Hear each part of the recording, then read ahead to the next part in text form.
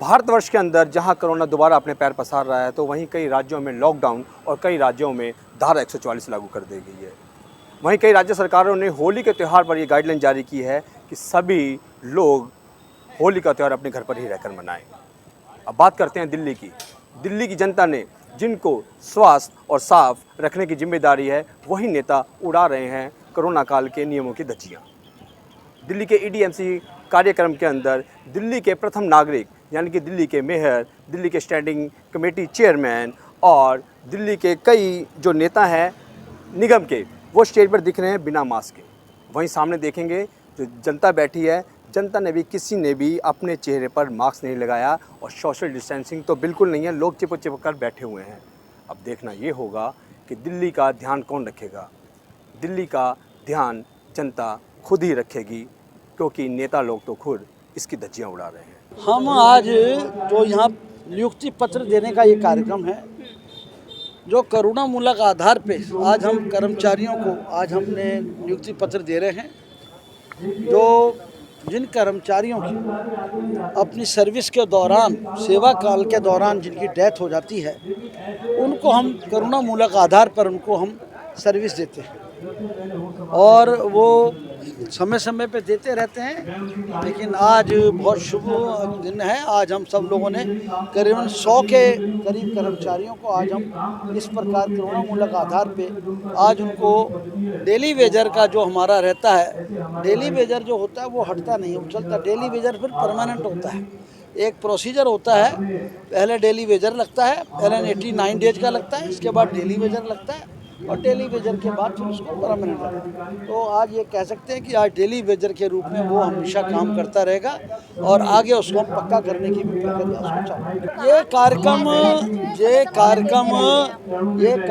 हमारी तरफ से नहीं है। ये कार्यक्रम तो आज जो यहाँ की सफाई कर्मचारी की यूनियन है, दिल्ली सफाई मजदूर यूनियन, उन्होंने किया है, उन भाइयों ने किया है, उनके कार्यकर्ताओं ने किया है। मैं उनका धन्यवाद करता हूँ और उन्होंने हमें आमंत्रित किया। और सफाई कर्मचारी, स्वच्छता कर्मचारी जिन्होंने कोरोना काल में डायरेक्ट लड़ाई लड़ी है, ऐसे कर्मचारियों का मैं अभिनंदन करता हूँ और वो जब भी बुलाएंगे मैं अवश्य आऊँगा। मेयर साहब, कई राज्यों के अंदर कोरोना काल के बढ़ते हुए देखते हुए लॉकडाउन लगाने की स्थिति आ गई है। कईयों पे जो होली का त्यौहार है उसको मनाने के लिए मना कर दिया है। लेकिन यहाँ मैंने देखा है कि किसी के भी चेहरे पर मास्क नहीं था, पूरी तरह से नियम की धज्जियाँ उड़ाई गई हैं। देखिए, कोरोना नियमों का पालन होना चाहिए, इसमें कोई दो राय नहीं है। मैं तो हमेशा मास्क लगा के। लेकिन सर, आपने मास्क नहीं लगा रखा था स्टेज पे? नहीं, मैंने स्टेज पे हमेशा वो क्या है, बात करते करते टेलीफोन पे मैं हमेशा मास्क लगाता हूँ। और रही ये बात है कि कोरोना नियमों में शिथिलता नहीं होनी चाहिए, अगर कहीं भी वो है उसका कठोरता से पालन। सोशल डिस्टेंसिंग की धज्जियाँ वो कार्यक्रम में इन्होंने किया है, लेकिन अब क्योंकि बीच में ढिलाई आ गई थी तो निश्चित रूप से, लेकिन अब ये सब चीज़ें ठीक होनी चाहिए।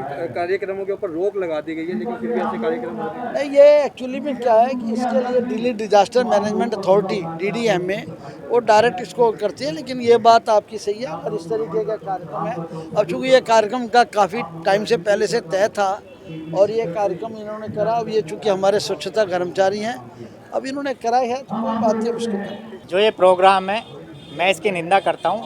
और जो यूनियनों का मकसद था, यूनियनों को धोखा दिया जा रहा है। जो कर्मचारी को 4 साल पहले करुणामूलक आधार पर 89 डेज के या रेगुलर के ऑर्डर दिए जाने चाहिए थे, वो 4 साल बाद दे रहे हैं। तो 4 साल का उस कर्मचारी का नुकसान का भुगतान कौन करेगा? और जो यूनियनों की मांग थी वो थी कर्मचारी को परमानेंट करने की।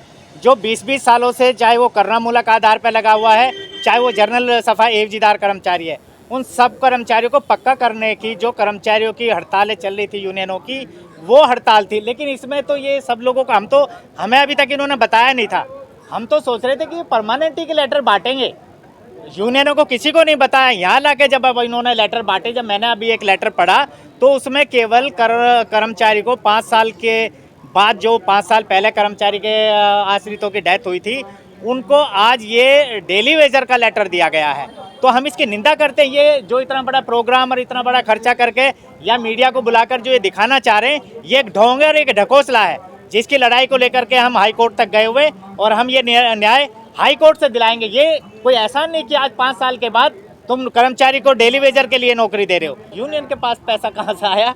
ये तो एमसीडी के खर्चे पे हो रहा है मैम। 7 लाख रुपए का बजट इसका पास किया गया है, कर्मचारियों को देने के लिए वेतन नहीं है, लेकिन ये 7 लाख रुपए का प्रोग्राम लगाया गया है। आप चेक करा लेना, आप तो मीडिया वाले हैं। और हमारे प्रोग्राम से कोई मतलब नहीं है। हमारी लड़ाई है कि कर्मचारी को जो 2003 में इन्होंने करुणा मूलक आधार के परमानेंट किए थे, तो उसके बाद भी आज 18 साल हो गए हैं, उनको परमानेंट किया जाना चाहिए। जो 96-97 के कर्मचारी परमानेंट होने थे उनको परमानेंट किया। हम तो परमानेंटी के लेटर के लिए यहाँ पर आ गए।